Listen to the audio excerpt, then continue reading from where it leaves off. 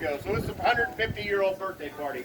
We tried to get a cake out here, but the fire marshal, of course, wouldn't let us have that many candles. But anyway, think I'm lying? Rosie, this one. Probably. I used to sell insurance, so you guys know how to tell if insurance salesman's lying or not, right? Lips are moving, that's right. Almost like a politician, but not a lawyer. Anyway, what was it? Okay, thank you for coming out and celebrating with us. 150 years. This schoolhouse was falling apart about 15 years ago. And we kind of came to the decision. It sat on my folks' land, and Dad said, "Dad, we're either going to have to, we're going to have to bulldoze it or fix it up." And so I got a group of the neighbors together, which were all alumni of the school. And they said, "Well, of course we're going to fix it up." And I said, "Okay." And so here we are, about 15 years later, and I have no idea how much money we put into the building, and a lot of work. And so I want to, and some of those original members of the Rock School Committee are here today. Some of them we've already lost. But I want to really call out a few of the people that were really instrumental in keeping this place up. And they were the children of two of the kids over here, Junior, Rudy Fritz Jr. and Dorothy. And so Alan, Kenny, and Dawn, the grounds look like this year-round, guys. If you come out here in December, the grounds will be like this because they keep it that nice. They lived over here, so let's give them a quick play. A lot of work. And Alan spent he lives up north of Lincoln, and he spent the last 3 weekends down here helping me put up trail signs and fences, and burns a lot of gas. Gas is cheap, right? So, but anyway, we're going to thank them. We have a lot of benefactors. Where's Charlotte? Charlotte over here. She's one of the. She wasn't one of the first members. She joined us shortly thereafter. Has been a great supporter. Charlotte is a supporter of all things Table Rock, and both financially and spiritually. She took care of all the advertising, all of the signs she got. She got donations from different organizations, and so did a lot of the groundwork. She has done a lot of the picture work. She's kind of our antique kind of person that does that antique stuff. What do you call that? Currying, yeah, currying stuff. And I've got, we have friends here, and I want to call out the Folks Marching group. They came down, and I really appreciate the group. What do you call yourself? The Nebraska Trailblazers. Yeah, thank you. Story, and you can blame me. The walking was my fault. I was in the military for a long time, and part of that time I was stationed in Germany, in Bavaria, in Germany, around Aschaffenburg. And we did Volks marches there, and I thought, this is so much fun. And come back to the United States. Of course, that was back in 1983.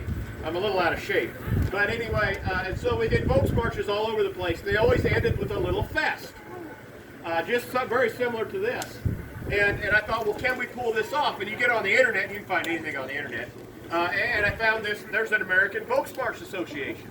And so you Google a little bit more, and Sandy's name comes up. And I called her and said, would you consider doing a Volks March in Table Rock? She goes, where's Table Rock? No, she said, sure! I said, sucker! And it's great. They've been a great support. They sanctioned the event. They covered the insurance for the event, and brought a whole group of people down from Omaha and Lincoln, part of their club down. So thank you to the Nebraska Trailblazers. Joe Stellick over here, he's an old alumni, and he he's the secretary of our group, and he made sure that we were legal. He got our liquor license here because, you know, it is a German kind of fest, but we're all bohunks over here, and you got to have some Pivo. So he took care of that for us, and went to school here. Did your sister go to school here? No, she was too young. But him and his brother, they walked from up the hill, so they had quite a trek. Back and forth to school all the time. And then there's the Tomac boys, Edward, Mylan, and George. There they all over here. And they, thank you. George is kind of our inside guy. When we were doing the building, he was here all the time. He scrubs the floors about 6 times. He couldn't get those floor scrubs clean. I think it needs practice floor scrubbing. But anyway, he keeps the cobwebs knocked down. He keeps the inside of the building up. And for some reason, he's in charge of the cash box. I don't know why he always has a new pickup every year. But anyway, he does a lot of work. And Edward lives up in Omaha, but he comes down when he can. Where's your daughter-in-law? Oh, she's on the trail yet. Yeah, Debbie's on the trail yet. She went to Africa with me. A wonderful person. She had her. And Mylan here, he owns the property over here. All 3 of these guys. And Mylan, today, he's got his sign on his shirt. 75 years ago, he graduated from 8th grade here.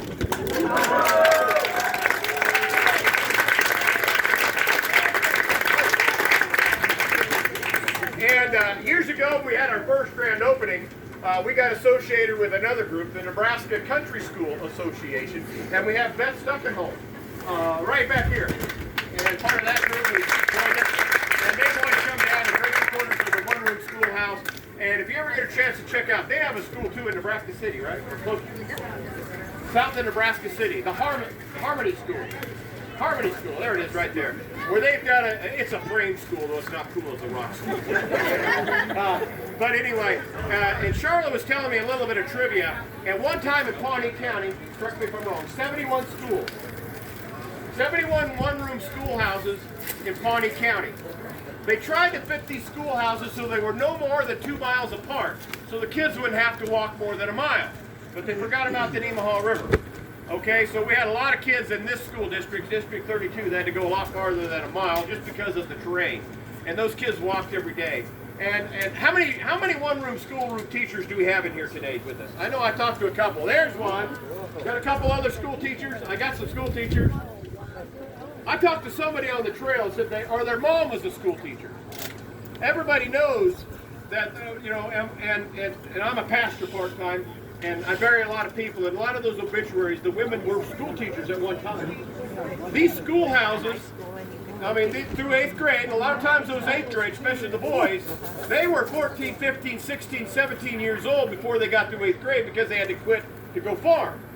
And a lot of these girls that were teaching them were 17, 18, 19 years old, and they were definitely not as big as these boys. But by golly, every one of them ruled the roost. They knew how to handle that ruler. But I made a comment one time, and I'll probably, any college professors in here? Good. I don't want to step on any college professor's toes, but I might. All these country schools that we have, they taught these kids 1st grade through 8th grade by these young 18, 19, 20-year-old girls that had a minimal training. I'm here to believe that more knowledge was exchanged in the walls of these one-room schoolhouses than there is in all the universities we have in this country. Those women did a tremendous job, those young gals did a tremendous job teaching these kids. And you think about it, this building was built by farmers, by immigrants. There was some craftsmen, but most of it was farm labor. The neighbors built the school.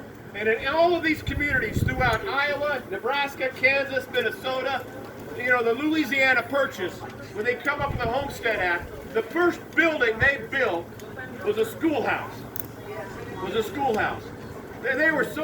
was so important to their kids. The first thing they built was a schoolhouse. The funny thing was, most of the people building this schoolhouse couldn't read or write, but they made damn sure their kids could. And they do grit and determination. And I'm going to quit talking. We're going to start doing some tours.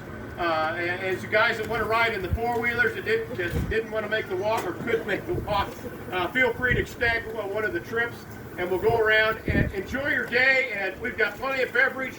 We've got commemorative beer mugs. Everybody see the beer steins? And we need to sell about 100 of those. But get one to go home and fill it up with a little bit of Pivo. Have a kolach. Those of you who don't know what kolach is, belly up to the bar and find out. Okay? And thank you to the cooks. Oh, if you've ever gone to country schools, wave your hat. Stand up, wave your hat. If you've ever gone to country school, all my country school kids. Where's Debbie? There she is back there. All the country school kids. Hey, Grandpa. That's right. Grandpa. I didn't go. Thank the cooks. Thank you. Hey, thank the cooks. Thank the cooks. Thank you guys. My crew back there, Brock.